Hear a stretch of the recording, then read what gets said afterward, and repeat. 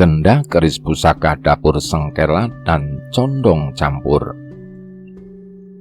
Keris dengan dapur sengkelat dalam pandangan sebagian masyarakat Jawa yang masih melestarikan tradisi tosan aji boleh jadi menjadi salah satu dapur keris yang menjadi kebanggaan pemiliknya. Keris Luk 13 dengan ciri khusus memiliki pancaran warna kemerahan pada bilahnya ini diyakini punya aura yang mampu mendongkrak kewibawaan bagi pemiliknya, sehingga tidak berlebihan kalau keris ini pernah menjadi keris tersohor yang dimiliki para raja di Jawa secara turun-temurun. Kalau dikaji secara historisnya, keris dapur sengkelat sebenarnya merupakan produk gagal yang dibuat Joko Supo putra Tumenggung Supatria Bupati Wedana Empu Majapahit. Setelah menikah dengan Rasawulan adik Kangjeng Sunan Kalijaga, kemudian berganti nama Empu Supa.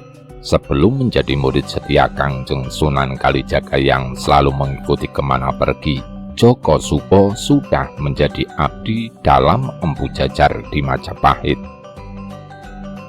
Kala itu Raden Patah mendapatkan restu untuk mendirikan Kabupaten Bintara di Demak yang merupakan kabupaten Islam. Setelah mendapat ajakan dari Sunan Kalijaga, Joko Supo memilih hijrah dan menjadi murid setia Sunan Kalijaga, sebagaimana diceritakan dalam salah satu pupuh di Babat Demak. Ketika Kabupaten Bintoro hendak mendirikan masjid, para wali diminta bantuannya masing-masing untuk memberi satu soko penopang bangunan masjid nantinya. Sunan Kalijaga mengajak Joko Supo untuk mencari pohon jati di sebuah hutan. Belum sampai mendapatkan pohon jati yang dipandang cocok untuk dijadikan sebuah soko guru masjid, mereka bertemu dengan Rasawulan adik Sunan Kalijaga yang sedang melakukan prihatin dengan bertapa ala kidang atau tapa ngidang. Betapa girangnya hati Rasawulan bertemu dengan kakaknya.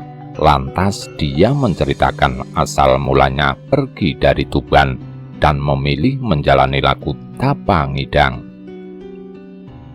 Aku bingung selalu dipaksa untuk menikah oleh Kangjeng Rama, sehingga lebih baik memilih pergi dari Tuban dengan laku tapangidangnya, tutur Rasawulan. Sebaiknya kita kembali ke Tuban. Kasihan Romo pasti sangat sedih karena ditinggal pergi semua anak-anak yang disayanginya, ajak Sunan Kalijaga, yang semasa mudanya bernama Raden Mas Said. Ia putra Tumenggung Wilatikta. Ada yang menyebutnya juga Arya Teja, Bupati Tuban. Setelah kembali sampai Tuban, Sunan Kalijaga kemudian meminta Rasawulan untuk bersedia menjadi istri Joko Supo. Keduanya kemudian menikah dengan tata cara Islam. Setelah menikah itulah kemudian Joko Supo menekuni kembali sebagai seorang pandai atau empu dengan nama Empu Supa. Kemampuan dalam membuat berbagai senjata dan peralatan pertanian mengusik pemikiran Sunan Kalijaga yang kemudian meminta Empu Supa untuk membuat lebih coten atau pisau khusus untuk menyembelih kambing dengan memberikan bahan besi sebesar klungsu atau biji buah asem. Keris dapur sengkelat dan dapur carubu. Bahan tosan sebesar klungsu atau biji buah asem Jawa yang diberikan Sunan Kalijaga membuat Empu Supa sontak agak terperanjat. Meski dalam benaknya muncul pertanyaan, apakah Kangjeng Sunan ingin menguji kemampuannya dalam membuat senjata? Tapi karena rasa hormat dan patuh kepada sang guru, Empu Supa pun tidak lantas mengiyakan pembuatan gaman lebih. Pertimbangannya, kalau dia langsung membuat dengan bahan minimalis itu, pasti akan membuat perasaan Kangjeng Sunan seperti diungguli kemampuannya. Dan itu sangat dihindari oleh Empu Supa dengan segala kerendah hatiannya. Kangjeng Sunan, tosan hanya sebesar biji asem ini sangat kecil, mana mungkin bisa dibikin gaman lebih, ucap Empu Supa. Kangjeng Sunan Kalijaga paham dengan maksud pertanyaan murid yang sekaligus adik iparnya itu. Maka dengan senyum lantas dikatakan kalau bakal tosan itu besarnya segunung. Dengan ajaibnya, bahan tosan itu pun berubah menjadi besar. Empu Supa makin kaget dan merasa tidak sanggup untuk membuat gaman dengan bahan sebesar itu di besalennya. Kalau sebesar gunung seperti ini, mana bisa saya capit dengan alat ini, Kangjeng Sunan, ucap Empu Supa penuh takdim pada sang guru yang kesaktiannya tidak kepalang tanggung itu. Kerjakan saja, bahannya hanya sebesar klungsu, tegas Sunan Kalijaga bersamaan dengan kembalinya bahan tosan menjadi seperti semula, sebesar klungsu. Meski dalam benaknya masih berkecamuk berbagai keganjilan nalar, karena bahan tosan sebesar klungsu itu ternyata memiliki bobot yang luar biasa, bahkan tidak sebanding dengan wujud fisiknya. Setelah mendapatkan izin, Empu Supa lantas mengerjakan tosan itu, ditempa memenuhi permintaan guru yang juga kakak iparnya. Hampir setiap hari, Empu Supa mengerjakan pesanan gaman Kangjeng Sunan Kalijaga dengan sepenuh hati.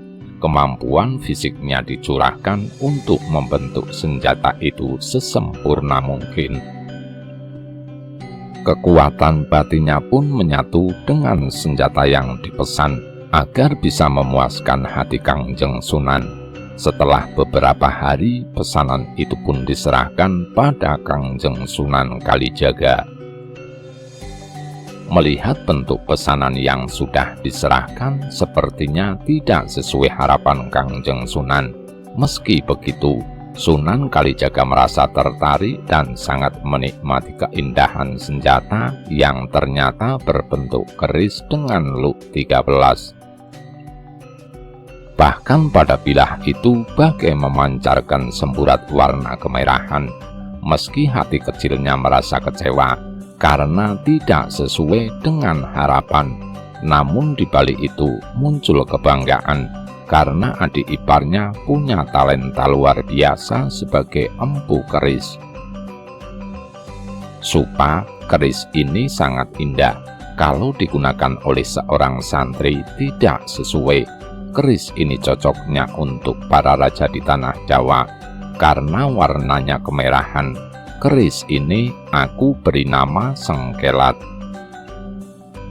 Sementara biar kau pakai saja, tapi aku tetap ingin kau membuatkan keris yang sesuai bagi seorang santri, pinta Sunan Kalijaga sambil menyerahkan bakal tosan sebesar buah kemiri. Setelah bakal tosan itu ditempa di pesalen, kemudian dibentuk sedemikian rupa menjadi keris berbentuk pedang suduk atau golok atau belati dengan gonjo sepan di pangkalnya. Begitu ditunjukkan kepada Kangjeng Sunan, betapa gembiranya Sunan Kalijaga melihat senjata itu. Selain terlihat sederhana dan patut, senjata itu pun sesuai dengan harapannya sebagai alat untuk menyembelih hewan. Karena saking gembiranya oleh Kangjeng Sunan Kalijaga, senjata itu diberi nama dapur cerubuk. Keris Sengkela dibuat kembar 3. Keris dapur Sengkelat sesuai dengan apa yang dikatakan Sunan Kalijaga sebagai salah satu keris pusaka yang memiliki keampuhan bagi tegak dan kokohnya kerajaan. sehingga pada setiap pergantian penguasa di kerajaan Jawa, keris dapur sengkelat sebagai simbol semangat gerakan muda menjadi keniscayaan untuk dihadirkan sebagai sifat kandel seorang raja yang naik tahta. Menurut berbagai sumber, setelah Empu Supa membuat keris sengkelat dan ditunjukkan kepada Kangjeng Sunan Kalijaga gurunya, lantas oleh Kangjeng Sunan keris itu dikembalikan karena bentuk keris masih merupakan bentuk senjata pada masa kejayaan Kerajaan Majapahit. Padahal saat itu dominasi kerajaan Islam Bintara di Demak mulai moncer sebagai pusat kekuatan baru para santri. Atas saran Kangjeng Sunan Kalijaga agar Kiai Sengkelat nantinya bisa memiliki perjalanan panjang sebagai simbol kekuatan kekuasaan kerajaan, maka oleh Sunan Kalijaga diminta untuk dibuatkan putranya. Dengan membuat duplikasi dapur sengkelat sebanyak 2 bilah lagi, dimaksudkan nantinya agar bisa diserahkan pada 2 kerajaan lainnya, yaitu Kasultanan Cirebon dan Kasultanan Banten.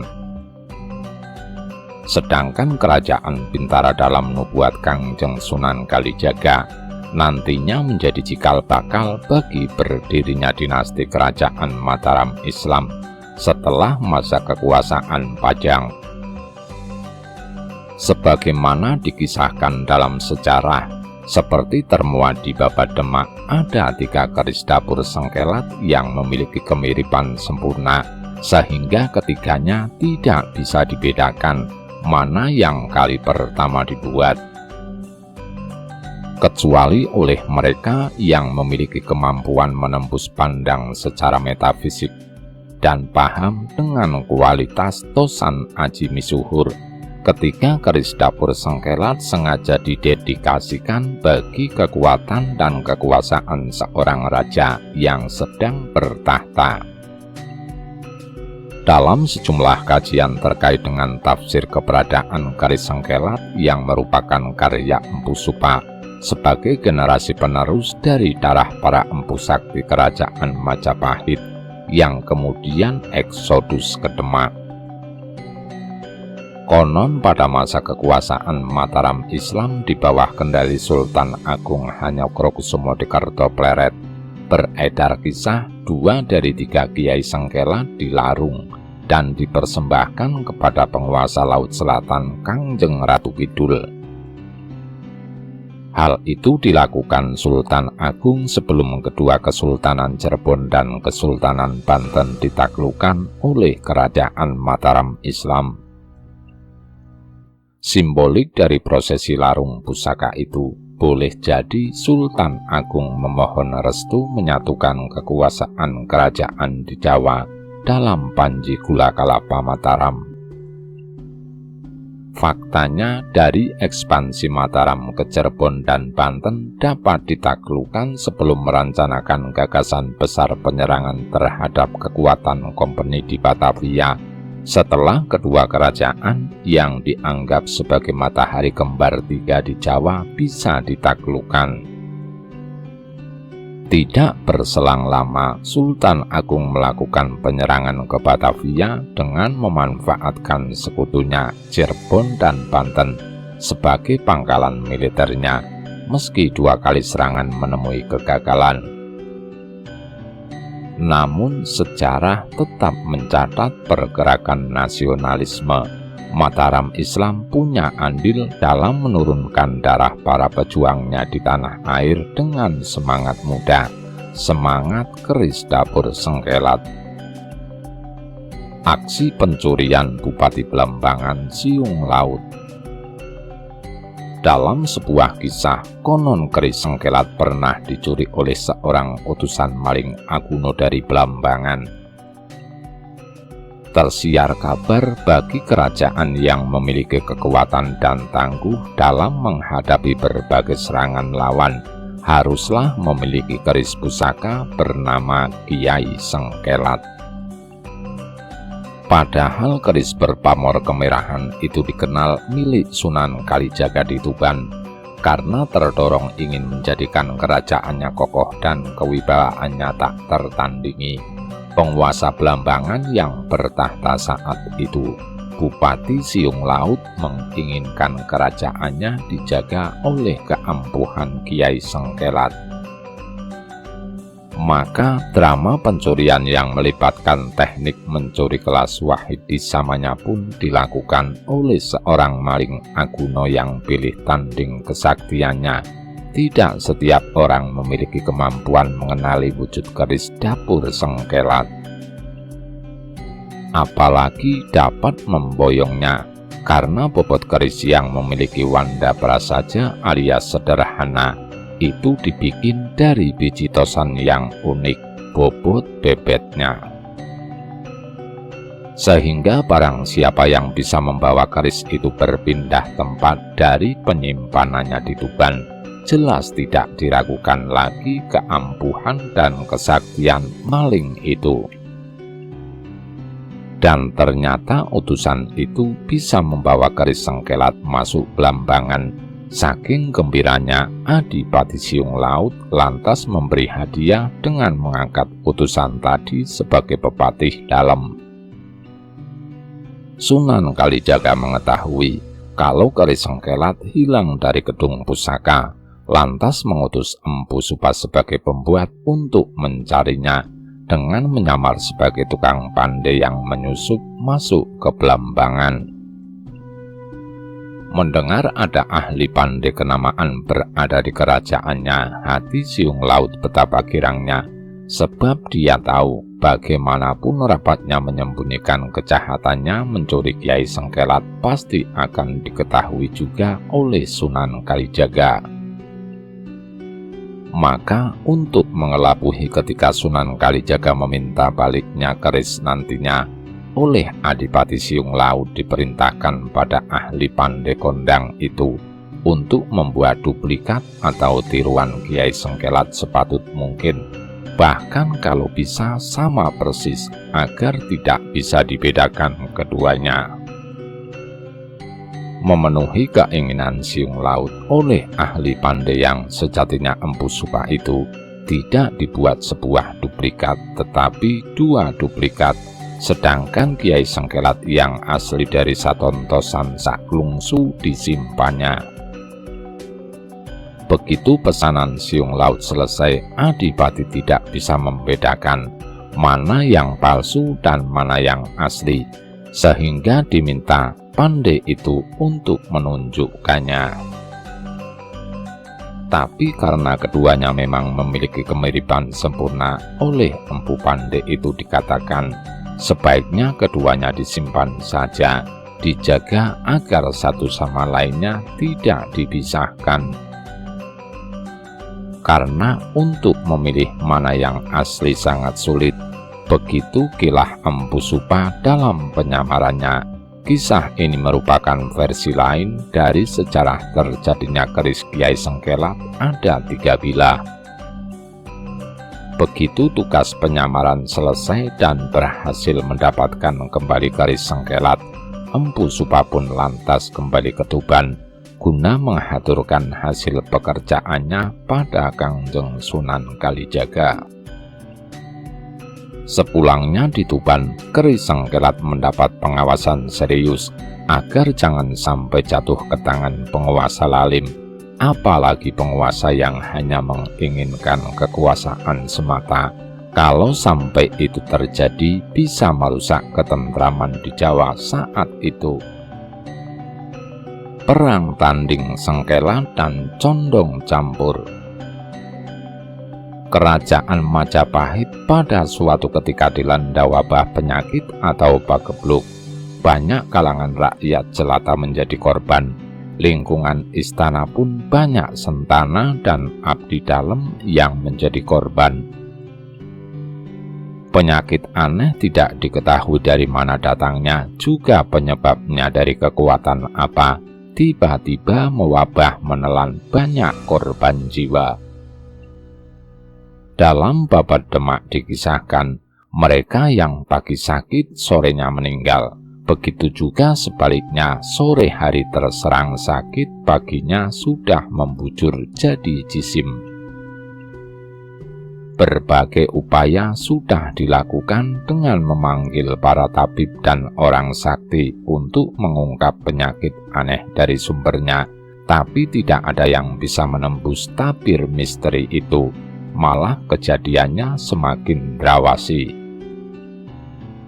Hingga permaisuri sang menata pun terkena penyakit. Dari temuan para tabib istana disarankan agar setiap malam gedung keputren dijaga orang-orang sakti, termasuk para empu kerajaan. Ini untuk menjaga permaisuri agar dapat bertahan dan tidak semakin parah karena pengaruh pagebluk yang terornya memuncak pada malam hari. Begitu analisa para tabib istana. Prabu Brawijaya mengutus semua abdi dalam pilihan, juga para empu pusaka kerajaan berjaga secara bergiliran. Setiap malamnya dijadwalkan 2 orang menjaga gedung keputren. Pada suatu malam, Bupati Empu Tumenggung Supatria dan Tumenggung Supakati kena jadwal piket. Namun secara kebetulan keduanya sakit sehingga mengutus putra mereka. Kebetulan Empu Supa sedang di Majapahit memperkenalkan istrinya Rasawulan, putri Adipati Tuban, kepada keluarganya.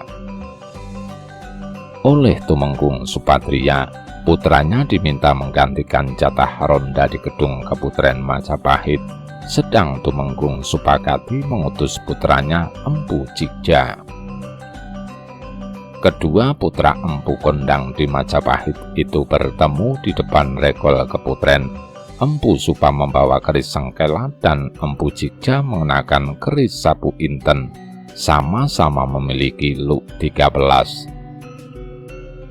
Namun begitu penampilan sapu inten tampak lebih menonjol dan memiliki daya pikat ngedap-ngedapi. Sementara wujud sengkelat sangat sederhana dan prasaja tanpa ada kekuatan gebiar dalam penampilannya. Mereka bercengkrama sebagaimana 2 sahabat lama tidak bertemu, hingga tidak terasa waktu tengah malam tiba. Ketika suasana malam makin sepi dan para abdi dalam banyak yang terlena, Empu Supa masih terjaga. Tiba-tiba dia melihat cahaya kemerahan melesat keluar dari gedung Prabayaksa, tempat penyimpanan pusaka kerajaan. Cahaya itu dikenali Empu Supa sebagai perwujudan keris condong campur milik Prabu Brawijaya. Setelah melesat keluar, keris condong campur lantas menebar teluh braja yang menjadi sumber wajah penyakit selama ini. Tanpa diduga, keris sapu inten melesat keluar dari warangka yang masih disingkelit Empu Jigja yang tertidur pulas. Sapu inten mengejar keris condong campur. Maka terjadilah pertempuran hebat. Namun tidak lama, ternyata kekuatan condong campur jauh mengungguli keampuhan sapu inten. Keris milik Empu Jigja lantas kembali ke warangkanya dengan sejumlah cacat pada 2 luk di ujungnya.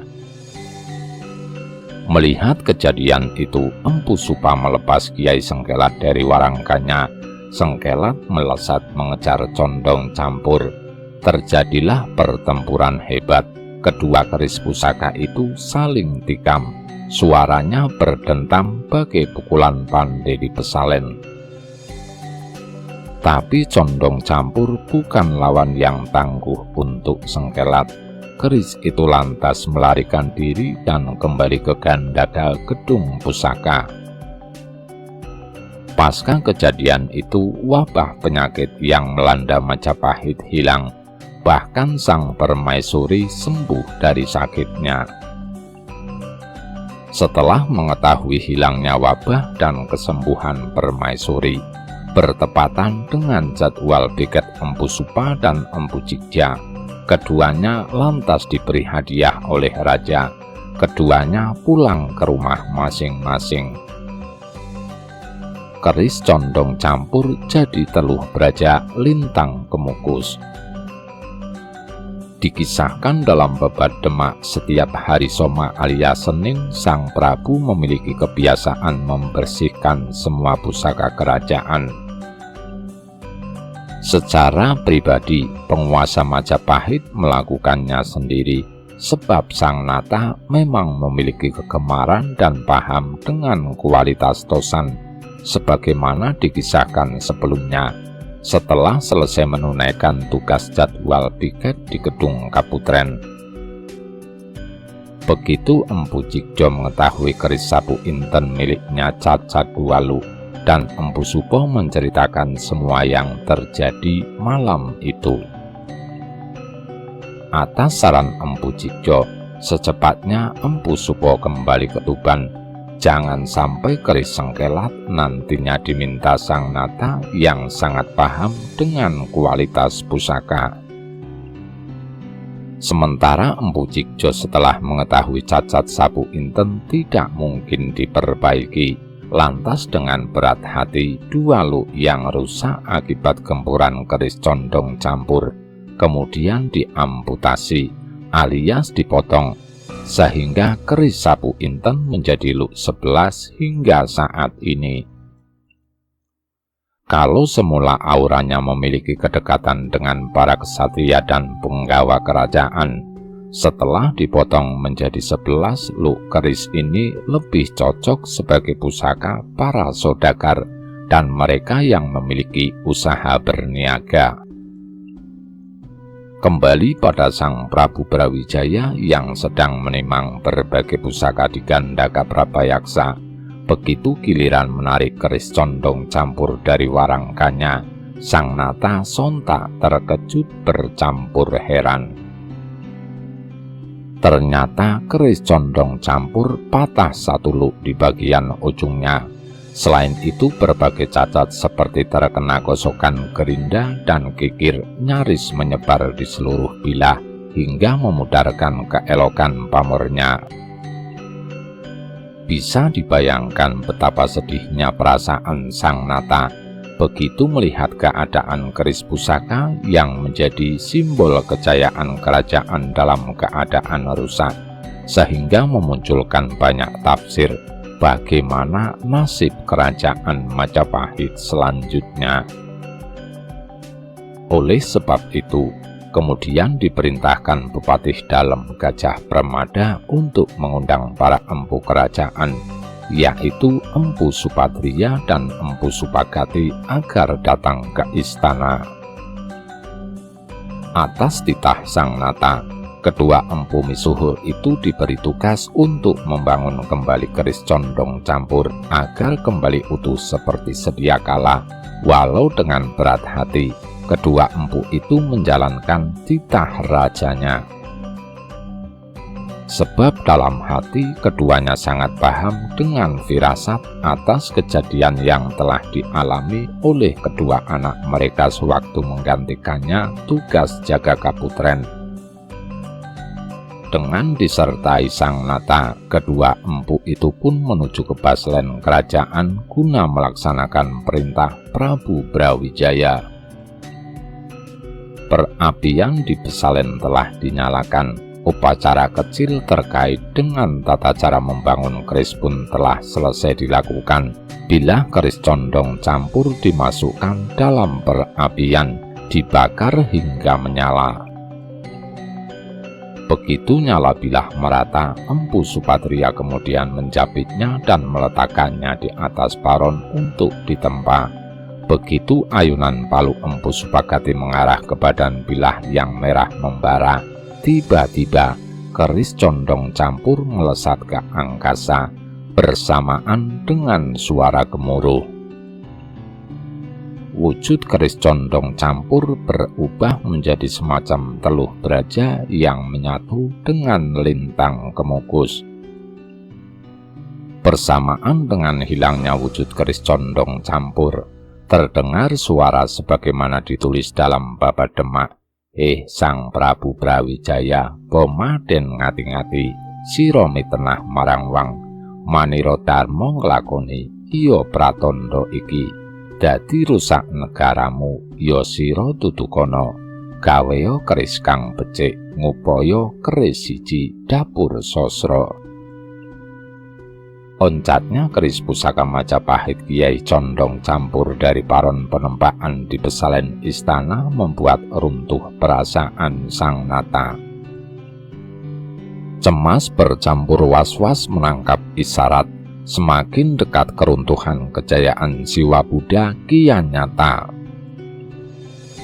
Sehingga pesan gaib dari keris Condong Campur yang memberi rekomendasi agar Prabu Brawijaya membuat bilah keris dapur sastra alias 1000 menjadi obsesi yang harus diwujudkan. Upaya yang kemudian dilakukan Sang Nata mengumpulkan semua empu tersohor di seluruh Majapahit. Semua empu keris sakti hadir di baslen istana, kecuali Empu Supa yang kabarnya sudah kembali ke Tuban dengan membawa keris sengkelat sesuai saran Empu Jigjo agar keris sengkelat tidak diminta Prabu Brawijaya. Ketidakhadiran Empu Supa mengundang kecurigaan Sang Nata yang kemudian memerintahkan Empu Supatria, ayah Empu Supa, untuk langsung menyusul anaknya ke Tuban. Bersamaan sejumlah pengawal Empu Supatria berangkat ke Tuban dengan tujuan menyusul anaknya agar ikut berkumpul di Majapahit guna membuat keris dapur 1000 sesuai dengan keinginan Sang Prabu. Sayangnya, sesampai di Tuban, ternyata Empu Supa sedang pergi mengikuti Sunan Kalijaga dalam upaya mencari hilangnya keris sengkelat yang dicuri maling Aguna Culuring, utusan Adipati Siung Laut Bupati Blambangan. Karena takut dianggap tidak mentaati perintah rajanya, Empu Supatria lalu meminta pada Rasa Wulan, istri Empu Supa, agar anaknya yang bernama Si Enom ikut serta ke Majapahit. Alasan pertama sebagai bukti kalau dirinya sudah sampai ke Tuban, sedangkan alasan kedua kalau Empu Supa sudah kembali biar langsung datang ke Majapahit untuk menjemput anaknya.